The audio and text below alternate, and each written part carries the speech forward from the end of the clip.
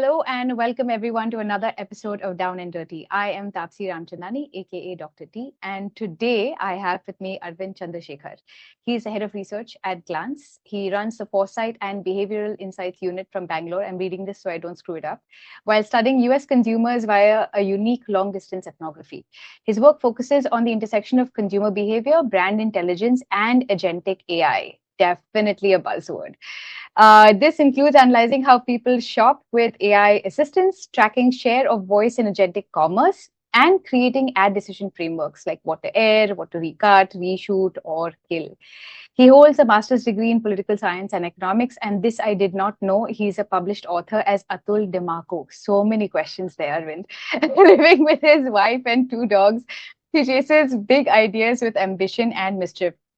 And he's the right person to have on the show at this very juncture because we are actually deviating from the norm. We have a new format starting with this very episode. So the best guinea pig, because he's up for mischief and surprise, is Arvind. Arvind, welcome to the show. Thank you for having me on Topsy, and I hope I can live up to the apparent hype. Yeah. No. I know you will because we have interacted a lot in the past, and you're the kind of guy who we need to kickstart new things. You know what I mean? Okay. So for people who've been following the show in the past, usually what we would do is we would have a jumping off point where I would ask them about a tool or a framework or a software that professionals are using to get the job done. And then we would use that as a jumping off point to talk about the future of work, about what is the job that needs to be done, how does this tool enable, what are some workarounds, and generally a commentary on where things are going for different professional lines.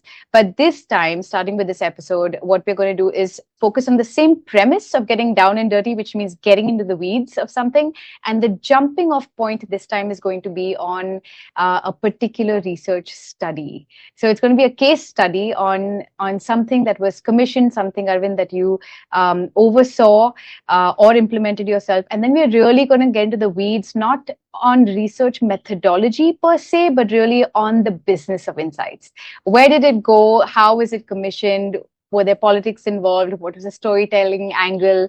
What made the cut? What part of it didn't make the cut? Because I think it's really important for us to hear as a research community what actually happens beyond the actual research, right? Or before the research. And I know you straddle both worlds. I mean, you were doing UX research 13 years before you got into Glance. So now I feel like you have both sides and the perspective from both ends. So I think it's going to be a super enriching conversation. And let's get into it. Sure. Okay. All right. So, Yeah. yes, go ahead. No. I was waiting for you to sort of. I'm very reactive, so you will need to throw me some softball. Yeah. to begin with. Of course. That was what the plan was. So let's start with you telling us a little bit about yourself that has nothing to do with research. You mentioned Atul Demarco. Now, we have to start this podcast with you telling me, who is this bugger? Oh, this bugger is a figment of my hormone teenage adult brain. Uh, Yeah, it's a very long story. Requires definite requirement of social lubricants, plenty. But one of the things that is not known widely is that I follow a very insane routine. I tend to wake up at 2:10 in the morning, and I'm usually in bed by 6:37.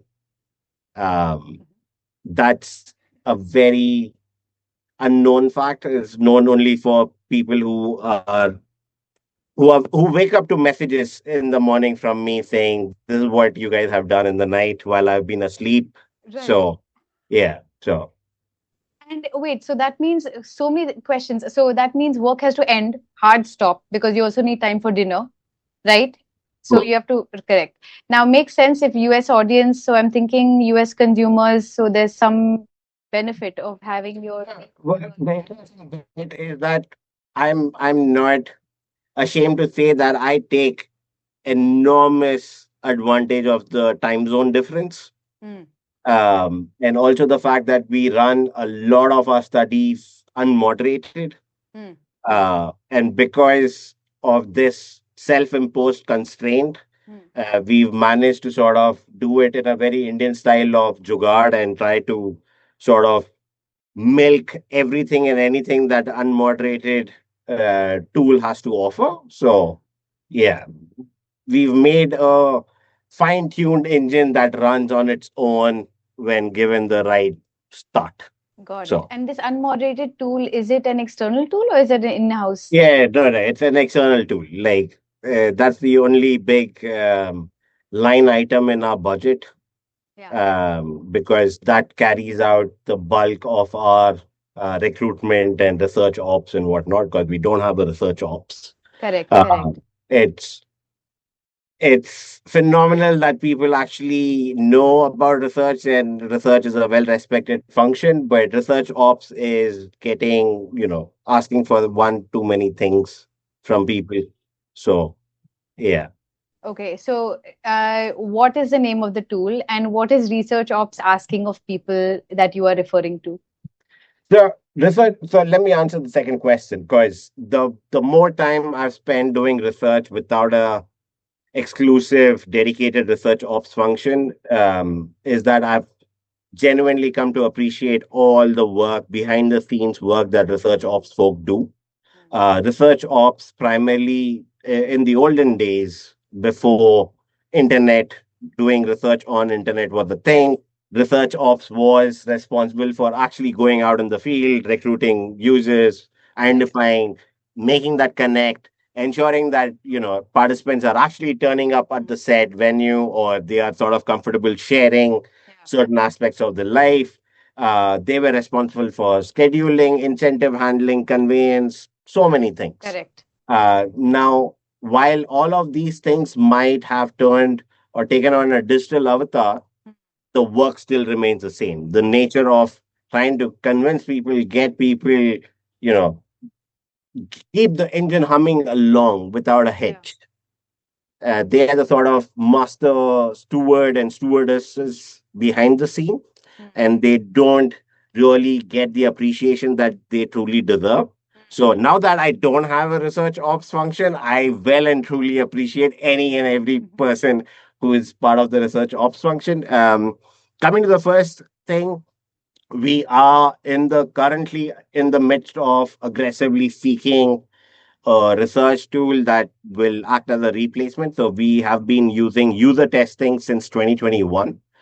That's our primary gateway to panels available in US, because we do it in a remote session. Correct. Getting panel providers in India, it's easy, but finding, and broad enough base in US that we can tap sitting based out of Bangalore is critical. So we tend to use user testing quite a bit. Got it. And what has your routine, your US consumer base, uh, what has that got to do with Atul Demarco? Like, is that the unwinding part? Is that the de-stressing part, or is that a manifestation of this thing that you do of 2 to 6 and Like I said, like it was an alter ego. It still yeah. is an alter ego that tends to make itself visible from time to time, especially when I'm letting my non-existent hair and the existing ones on my chin loose, so to speak. It usually comes out when I'm out with my wife and hanging out with friends. That's usually what happens. But like I said, it's a long story. It involves the movie Johnny Depp, I think 95 or 98 movie called Don Juan DeMarco.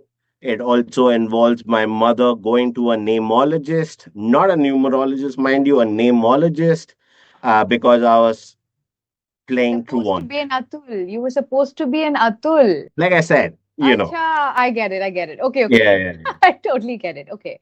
I mean, yeah, I should probably look up what you're writing if it's like Mills and Boonsy kind of stuff or like something else. But anyhow, that's a different conversation. Yeah, Okay, all right. Let's jump into the case study. So, yeah. like I said, I want to um, detangle the before and after of a case study, a research study that either you commissioned or you were directly involved in. So, which case study would that be? And give us a sense of what that So research was. there is one study that we did in the first quarter of this year, which was of immense consequential value that the team had carried out. And this was digital ethnography work that we had done involving wardrobe audits and the entire rigmarole that is usually done. But all of this was done primarily remotely. Secondly, majority of the work was done via an unmoderated approach Okay. with just few moderated approaches just to sort of um, polish off the rough edges and try to get the narrative set. So we sort of did about close to 96 of these interventions. And the entire exercise lasted for about 3 weeks. Wow. Yeah, we run really hard, I really was going to fast. say 96 in 3 weeks. Yeah. Okay. Okay. So And this was that before the that's team not was just data introduced to collection. AI. Yeah, I was going to say that's not just data collection, it's also recruitment, right? Or did you have the 96 handy? No, no, including recruitment, Huh, everything. wow, that's amazing. Okay. Yeah. Yeah. So the reason as to why this came into existence was the fact that it starting with One Weather, which is again one of the other products that we have, which is globally available, which is a weather app. Um, when we, as Indians working out of India, and we are building for the world, Yeah. right? We tend to sort of overlook certain facets which need to be taken into account. You know, it's very synonymous when there are local or national brands which tend to move territories. Let's say brew coffee, which is pretty popular down south. When it has to go up north, it sort of often misses the cultural nuances that makes a product stick. Make Yeah. those behavioral changes. That gets exponentially exposed when you're doing this on a global scale. Right. Uh, for instance, and this is a horror story. So back in 2021, we were working on a product which is now being sort of retired and sort of buried under 14 feet of dirt and bones. There was a team which was making a news app. Um, and they were building it with all intentions, right? Like making a product is not like working on a movie set. Nobody is working on a movie set to make a bad movie, Correct. right? The intentions are all good. Yeah. They're all sort of doing their best. They're coming in with the best intentions. The product they were making was a news app, right? And they were looking to make it for the US audience. So this is back in during peak COVID years, right? So even if the team wanted to travel, sort of immerse themselves in the culture, they couldn't. They couldn't do it. So they sort of made this all lovely little app, which was really fun and whatnot. Obviously, like all products, it had the top of funnel issues, Yeah. whatnot. Um, but the only problem was that the entire app, a news app made for US, was all carrying a strong color of red. Now, for any outsider, the obvious instant association who's sort of fairly familiar with US Politics. political situation would have made few associations, right? Now, Correct. basis India, where even we seem to have like a strong two-party thing, it's almost like having a news app which has got a strong saffron thing, but you are not aware that these colors have a cultural connotation, right? So red was adopted because, breaks your attention, is for asking for attention, all of that. Little did they know that Republicans, red, blue, Democrats, that wasn't there. Correct. Uh, the weather app was defaulting to degree centigrade rather than degree Fahrenheit. So these are sort of nuances that people tend to miss. Yeah. Now, the interesting bit was now Glance Shop with AI, which is the big product bet that we are taking, which we are extremely proud of. Um, we again, US is a primary market, but we are still building and curating collections and whatnot with an Indian mindset, right? So there are a lot of folks who are not exposed enough or are have the vocab and the lexicon to go along with the things that they're doing. So they're not sure if, flannel is the same as the checks, Right. you know, Right. micro checks is the same thing as big Yeah. Yeah. checks. There's a certain Yeah. lexicon that Mhm. comes along with every single product and every single vertical that people tend to work with. Uh, and keeping all of these things on one side, we really believe that doing a proper wardrobe audit, Mm. taking people through what brands people have, what is a fit, how do they describe themselves, how do they sort of view and articulate their style preferences, all of that will eventually add as a knowledge base upon which Exactly. they can sort of act upon. So that was the ground reality. And that is why we sort of did this out of our own initiative, because we realized we can keep sniping at these small little problems that keep coming up. But there is bound to be a few mistakes that will go unchecked, Mm. and the end user will throw a fit. Mm. And you don't ever want to be um, called out by a user saying, yeah, something is not right. Like this wasn't made by the right set of people. You know, you, yeah. Yeah. So, Arvind, then what happens to ship and then fix? Because there's also that philosophy where people are like, Yeah. listen, just enter, right, and then you can fix. I'm all for it. Huh. I'm a big proponent of it. Huh. My only pushback against that, or the only sort of support that I tend to provide to this school of thought, is that you ship things that you're absolutely sure of. Hmm. And researchers' job is to ensure that you're working with the most amount of information that you can have at any point of time. If you're working with half baked knowledge, you're working on assumptions, and you're primarily gunning for shipping velocity, Hmm. and you're not really pausing, Hmm. then you're really building a product for one that is you. Hmm.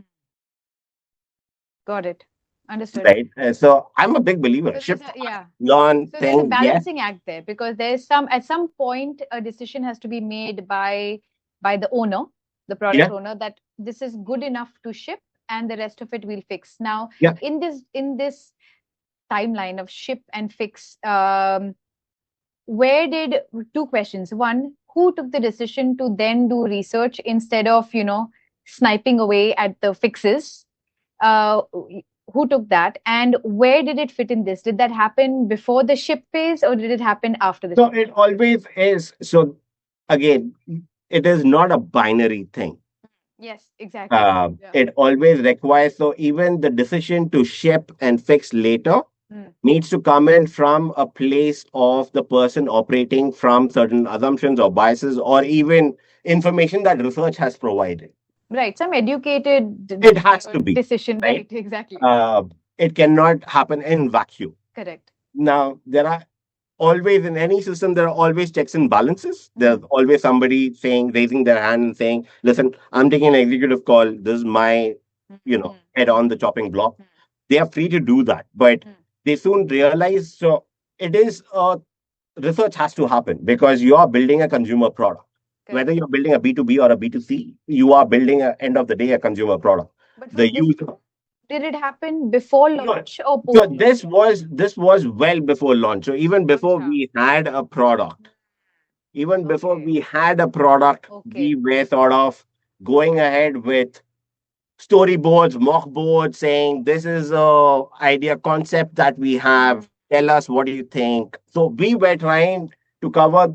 Like I said, this carries such an enormous risk in terms of how much we all of us are vested in. Now, Yeah. because we are so vested in the product, Mm. we don't want to get so close that we get blind to our own Correct. biases and assumptions. That makes sense. Research tends Yeah. to act as the sutradhar, like the third, Yeah. the vantage point person, Yeah. and Yeah. saying, you're getting too Yeah. close to the problem.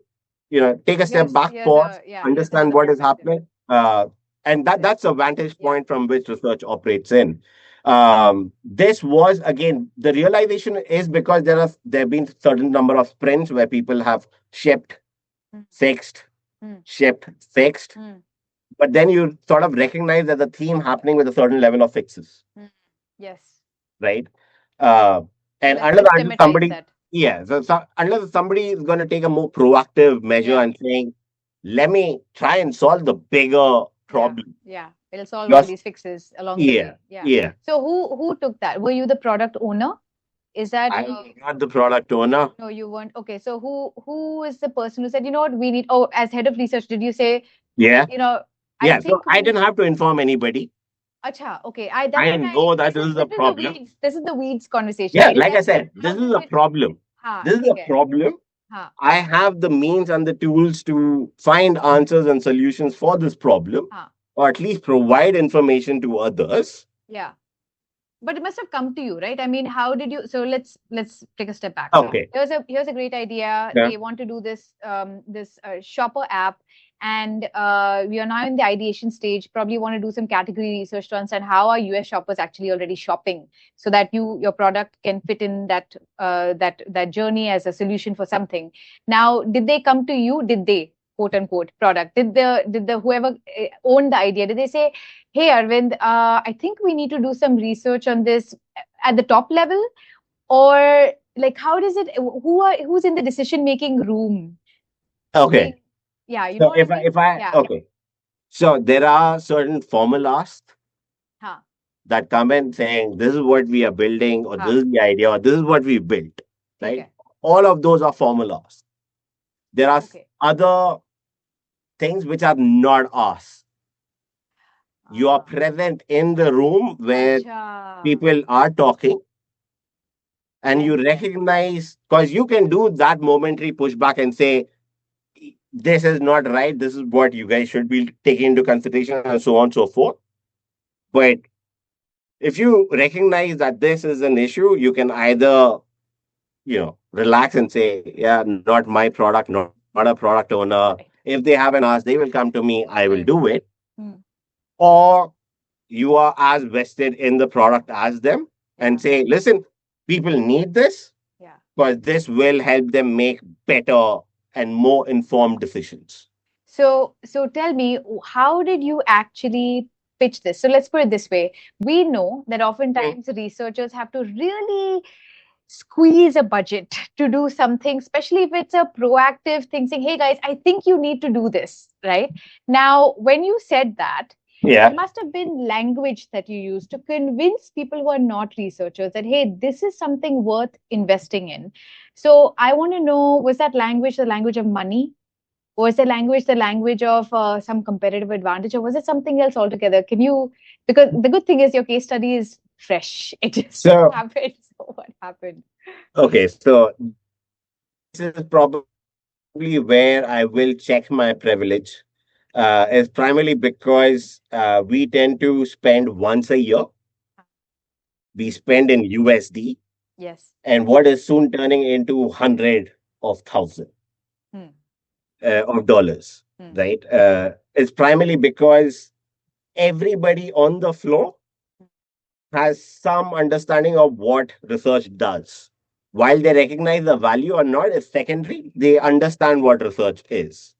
The only two functions that I sort of keep making, snide remarks about is finance and procurement. These Okay. are the two departments that genuinely are not really caring about, because research is not speaking their language. It is Correct. not talking about how much is incoming, how much is outgoing, what is my DRR, ARR, all of And that. yet all the money is there. It's stuck either in procurement or in finance. Yeah.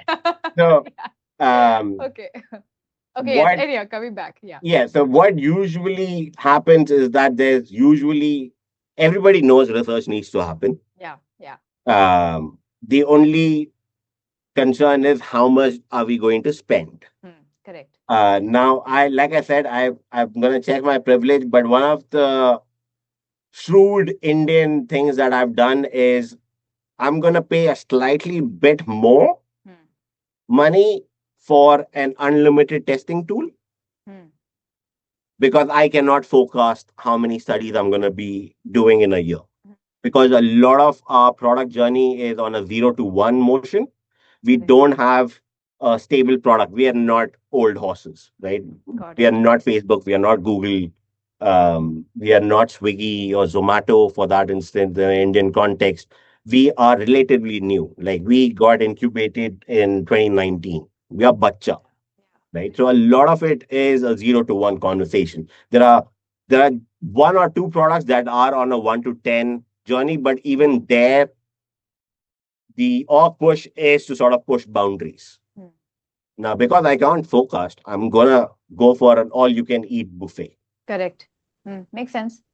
and that is gonna be a bit more. So, end of the day, people look at in terms of how many people did you interact with, Yeah. how did that change into product. So I don't have to justify the function research function to my manager in terms of how much I should be getting next year as part of my APR, Mm. but I do have to justify to finance saying I need my job, I need this tool to do my job, this is the money I'm asking for, you tell me what you need from me for you to sort of sign off on that. So it's the most infamous example I tend to give is one of those Rory Sutherland bits of a doorman in front of your hotel. I don't know if you've heard the story. No, tell me. Um, so if a hotel needs to save money, the first thing that they can do is get rid of the doorman, right? They can make the doors to be automatic doors, but they don't, because the doorman signifies that you're going to get well taken care of. This is their first point of human contact. Right.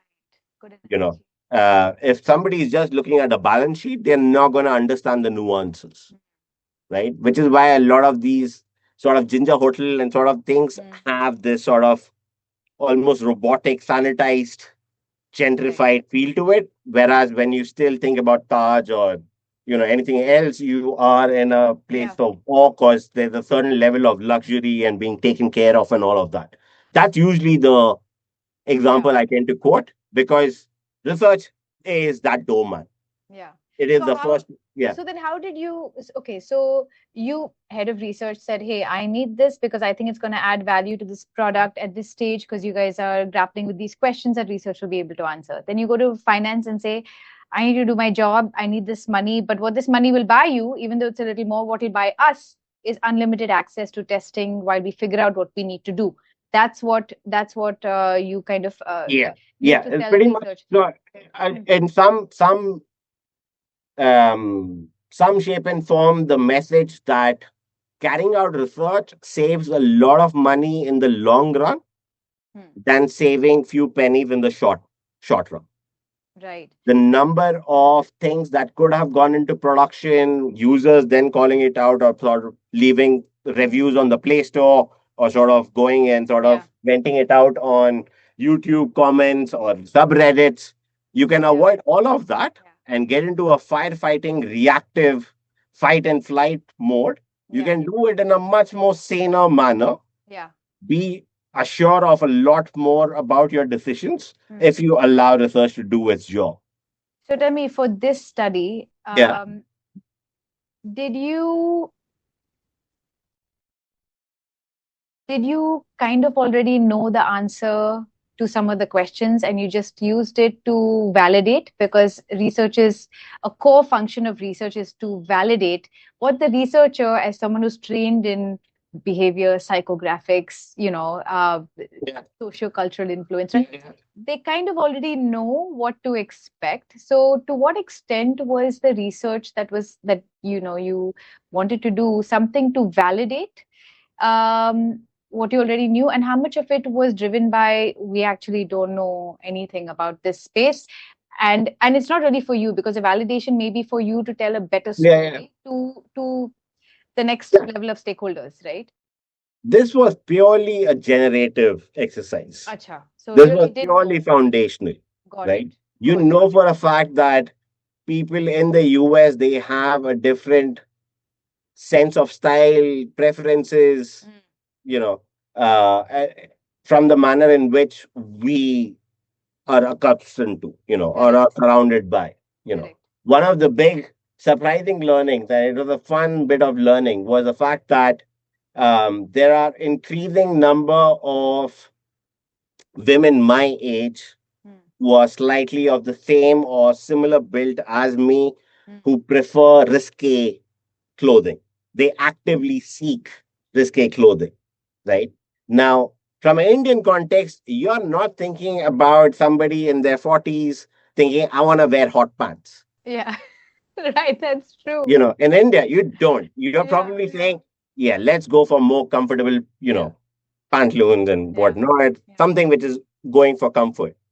It's the exact opposite, Right, right? right. These are the sort of insights that really does, Of make course. you Of course. appreciate. So these are the sort of things. So again, it was purely generative, Yeah. primarily because we didn't have enough of this information already lying around Yeah. for And people to be working how on. much of the research that you have overseen now since your time at Glance, but maybe even before that, how much of it was really to just convince somebody of something you already knew? But it took, and I don't see this lightly because I know even just to get a research budget out, as we just talked about, is not easy. But, at a different level. I- But- So correct me if my understanding of your question is right. So essentially, the question is somebody's asked a question for research to be done. I think the question or the very ask is stupid, and I've done it for the sake of doing work, and then I've said, yeah, this is not what really happens. This is what really happens. Yes, would Yes, that be the right it understanding? it could be that the question was stupid from the get-go, for sure. It could also be that you're trying to convince them, saying, "Hey, listen, this is not what our users are saying," Okay. right? And you're like, you know what? Let's do research. Research Okay. will tell us, right? And those two, where it's not even about the generative Fair. research, right? Yeah. So, how much in a practitioner's life, right, in your life as a practitioner, how much of this has been towards, this is I think it would be in the lower single digits. okay. Most of it has been genuinely to understand something new or different. That could be the possible reason because I am genuinely curious as to where the other person is coming up with this hypothesis. Like, what have they seen or observed? Like, what are they basing their decisions on? Got it. Right. Yeah. I think one of the criminal things that we researchers tend to do is we don't research our own internal stakeholders. Mm, We good point. don't. We treat them as adversaries. We're saying, I know things you don't. Mm. Sit and listen to what I have to say. So use this case study as an example, Arvind. Give us a flavor of talking about internal stakeholders. What did you do? Who was in the table when you finally did the research? Yeah. Give me the titles. Like who were the types of people Again, so who you were presenting this to? is probably a really bad example of, let's say, an adversarial sort of a situation, Forget right? adversarial. Like who Yeah. were the stakeholders and what did you have to know about them beforehand so that you could sell research? Because at the end of the day, like you said, stories that land. You're selling the story of why of what you learned is important. It's not so much about stories that land or selling the story. Is about how much of the story do you remember the next day, Ah, okay. Even more nuanced. Love it. right?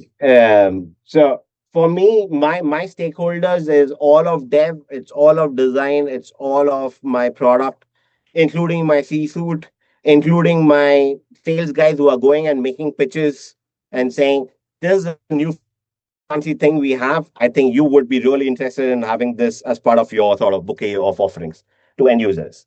Um, the issue primarily stems in when there are personal biases Hmm. coming in or different schools of thought. Now, Hmm. for example, there are traditionally two schools of thought. One which really believes, form is better than function. The other one is function leads to form, Hmm. and the functional folks are the ones who are looking at metrics, who are Hmm. looking at numbers, who are trying to decide, saying, yeah, I know it's ugly, but people are interacting with it. So why fix something that ain't broke? Right? Correct. The other school is always saying, we can always make it look better. We Yeah. can always make it, and maybe because it looks better, we will get people to use it, Hmm. despite it not really doing the job it's meant to do. Hmm. Right? Till you don't understand where each of these schools of thought, what is influencing them, you cannot really present the counterpoint, right? Give me Because an amongst, example. give you an example now. Let's take, for example, yeah, I'm hard pressed. So Designer. give Or me, okay, so let's say you're talking to yeah, a designer about yeah. this wardrobe app. Let me give you an example. Yeah. This is the proper example. Yeah. Now we do have a proper live product that I tend to watch on my TV all the time. We have a ambient screen product which is live in India on Airtel set top boxes. So if anybody's got an Airtel and if you are watching Netflix or any of Hmm. Hotstar or whatever Hmm. it is, and you paused Hmm. long enough, you tend to see a Google screensaver. It's a default experience people are aware of. Hmm. We have an alternate Okay. experience, Hmm. right? Um, our biggest push has always been saying people have strong opinions about what they want to see on their TV. Hmm. Let's leverage that, Okay. right? Um and the pushback has always been saying, I have all of this saman. I want to show them all, Okay. Right. right? Um, and that always comes up with friction. And I think this is a good example because and this is not just with TV, but it's applicable to any and all. Many, When many somebody's mediums. got the goods, Yes. I want to show everything. Yeah. I'm paying good money. I'm getting paid good money to show everything I've got. Let's do So go maximal. how do you navigate that then? Like sensitively, kindly, respect. How do you, or do you just So go you in all guns understand. blazing? Or you say, No, you don't. You can't. Like I said, if you're taking this into an adversarial note and you're sort of not really understanding what the other person is trying to do, Hmm. you're not trying to understand what is the incentive that is driving them, Hmm. and you're not helping them achieve that. And were you in the room when you helped convince them that they don't need to show all the saman that they need Yeah, to show? So yeah. what did you say to them? How did Saying you less is convince? more. Okay. And did you have data to back it, or had you done research where people were Yeah. saying So that, or yeah. So there is a fair bit of um showmanship that happens when Mhm. you're sort of doing these stories, primarily because you've come back with these early signals where Mm. you're telling people saying, you know, not really working. We might want to reconsider this, but we are also part of that school of ship it, fix it. So Yeah, we shipped it. yeah, We know what are the things, right? yeah. So now we are looking at data coming in after 2 weeks period of time. Mhm. And now improving the Yeah, form. correct. Yes. Right. So then whatever data is flowing in Yeah. directionally, I've already told you what Correct. the numbers are going to look like. So once the Yeah. data comes in, Yeah. that sort of pushback gets, you know, Yeah. less and less Yeah. stringent or strong. I So it's a very persistent. It's like killing somebody with a spoon. You just keep tapping you on them till you've it got to gets. have thick skin basically as a researcher just to keep at it. Just to keep at it. Yeah. I'm going to ask you one question in the interest Oh. of time before we move on to the final rapid fire round, which is give me an example either in the case study or the two studies now that we've talked about. One of them is this one, I mean, very in a very small way, but also the bigger one on the Shopper app. Is there anything that didn't make the cut out of all the things that you could have uncovered that you tried to, not just the insights you uncovered, but that you tried to actively sell and tell stakeholders this is important? Some things they would have adopted, and maybe some things they didn't get adopted. Can you give me a sense of what did not and your thoughts on why something did not make the cut? So it's very rational. Mm. So all of these, I tend to sort of enter into these conversations from a very objective point of view. It's not about ensuring that if I made 10 recommendations, all 10 need to get reflected. Mm. The manner in which we tend to make our recommendations are split by priority. So we want to ensure that the things that we are calling out are basic hygiene Mm. need to be adopted. If Okay. it's not getting adopted, we want to understand, is it a tech issue? Is it some other issue? Hmm. Because this is a make and break. Now, Right. hygiene, these are the non negotiables. These are the Okay. things that we want to ensure that product dev and design sort of understand the gravity of it, Yeah. right? Um, the delighters and satisfiers, we are perfectly fine. Like, these are not things that users are actively looking for because there are far more critical aspects. Right. So there's a whole bunch of things in terms of delighters that Hmm. has never been picked up because we are still trying to fix the hygiene and the satisfiers. Right. Right. And because you're sort of iterating, when you fix something, something else breaks. Hmm. Yeah. So as long as there is somebody who is obsessively chasing after maintaining the hygiene standards and the satisfiers, Hmm. being rabid about getting even the delighters on board, it's Yeah. it's not really a smart thing to do. So what you're basically saying is if you are going to pitch your findings from a study, then you should categorize them as the ones that are non-negotiables and let the stakeholders know that we Yeah, think that here are things that absolutely must happen. Excuse me, must happen. yeah. They're make or break. And then there are these other things which we can adopt and we can act on, we can talk about. It's Right? akin to everything, right? Like everybody's got preferences, Yeah. Yeah. right? You cannot say I like both my dogs equally, even though Yeah. or Yeah. parents say I like both my children equally. That is not true. Hmm. Everybody knows it. Anybody who's you know present, who's heard their mother or father say this, knows this is blatantly false. Hmm. There are preferences everywhere. Hmm. Now, if you're saying these are 10 recommendations, all of them are equally important, all of them need to be adopted,